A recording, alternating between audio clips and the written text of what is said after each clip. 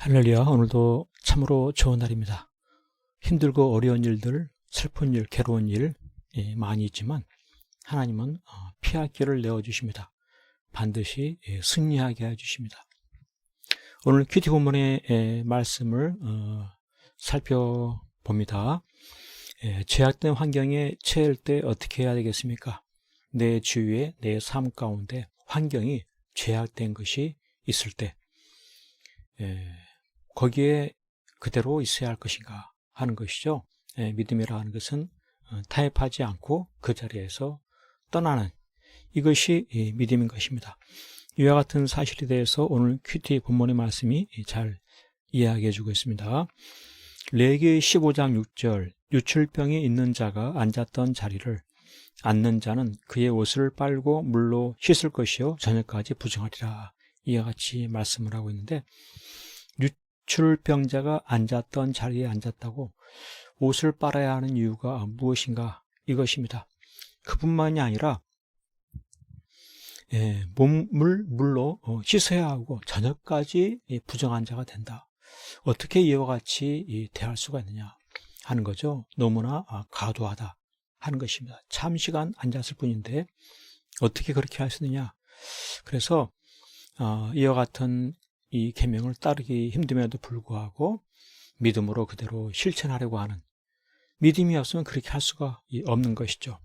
그렇습니다. 우리 하나님은 전염력이 강함을 일깨우고 싶으신 하나님의 심정이 있는 것입니다. 하나님은 거룩을 요구하신 하나님, 범사에 거룩한 삶을 살아야 할 것을 보여주시는 것이죠. 그래서 믿음이란 무엇입니까? 조그만 부정도 버리고 거룩을 따르는 이것이 바로 믿음이다 라고 하는 것입니다. 비록 힘들고 까다롭고 과도해 보임에도 불구하고 말씀 그대로 실천하는 것이죠. 부정을 씻고 거룩을 유지하는 이와 같은 삶을 살아갈 때 그는 강건하게 되고 더욱더 하나님 백성다워지는 아름다운 삶을 살게 되는 것입니다. 그렇습니다. 오늘 우리의 삶 가운데도 내가 제약된 환경에 처할 수가 있는 것이죠.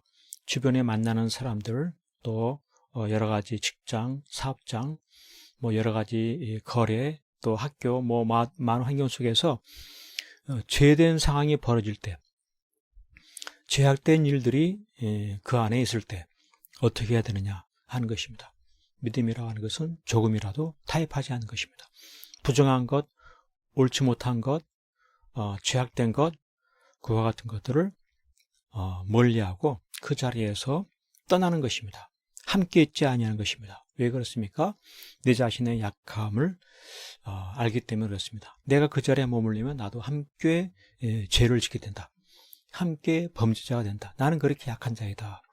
나는 그렇게 부족한 사람이다 라고 하는 이와 같은 사실을 알고서 즉시 회개하고 말씀에 순종하는 이와 같은 과감한 결단과 헌신이 바로 믿음이다 하는 것입니다.